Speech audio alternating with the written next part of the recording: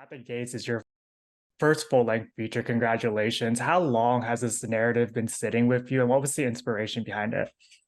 A long time. 2017 was when we really started working on it, which was there was an increase in immigration raids happening throughout the country. People that I knew and cared about were kind of staying in place. They were nervous. It was a time of a lot of fear, and that's when the writing process first started going. And I wouldn't have been able to make this movie without my friends from film school.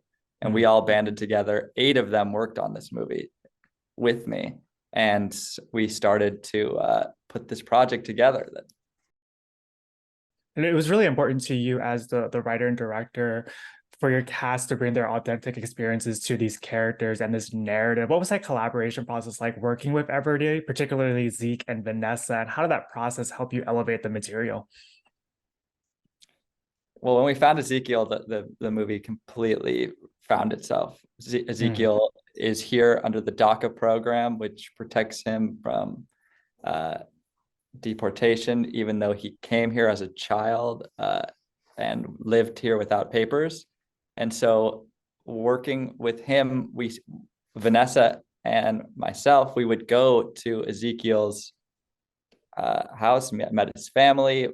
We spent a lot of time, the 3 of us, all together, and started to work in personal moments, just like the way people talk to each other or the way they care for one another. We tried to bring a lot of that into the script. There's also a lot of vulnerability that you're asking from your actors for this project specifically, especially in that second half. As a writer-director, how did you create this space for them to do just that? Through improv. I really like improv, but the scene is written, and what we liked to do was do the scene again, but don't use any of the dialogue that was written. But the scene needs to start and end in the same place. So it gives it's improv, but it's more structured because the actor needs to still start the scene and end the scene in the same place. Rather than it just kind of finding it on the set. But I do think it allows, whether or not you use it or not, allows the actors to connect to the material on a level where they're creating it.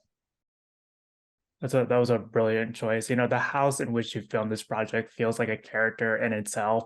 And as an audience member, you feel that sense of dread and anxiety as it goes on. From a production standpoint, how challenging was it to find a location that from a visual standpoint feels very expansive, but also creates that sense of entrapment? How are you and Alan able to toe that line so seamlessly?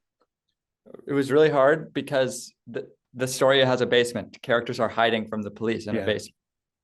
In Los Angeles, as we know, if we've seen Zodiac, there's not many basements here. The house has to be built before 1930 or after 2000 because there was earthquake regulations. So quickly we realized we were going to set this story in Hancock Park, which is a historic old neighborhood here in Los Angeles. Many houses that were built in the 1920s or before. And a lot of them have basements, and that was critical. Then we found this house, and it had this kind of aristocratic creepiness that felt scary and grand at the same time. And we knew we wanted these cameras to stay stationary and trapped in this house with these characters. And another thing that Alan and I really focused on was the lighting. When they first get to the house, the windows are open. They're working. They're cleaning the house and preparing it for the family. But as they start to hide in this house from the police, the windows get drawn and the lighting becomes more contrast and it gets more dramatic and the story gets really tense. Yeah. And it becomes a little bit more muted as well. And like we were saying earlier, this is your feature film debut as a writer-director. What was the most surprising part about this whole experience, and what was the biggest takeaway for you? You know, the biggest takeaway was that the importance of friendship. These friends that I had at film school, I would not have been able to make this movie without them. We really banded together. Film is a team effort, and it requires a lot of passionate people who are willing to work for a few weeks all day long and sleep very little. And so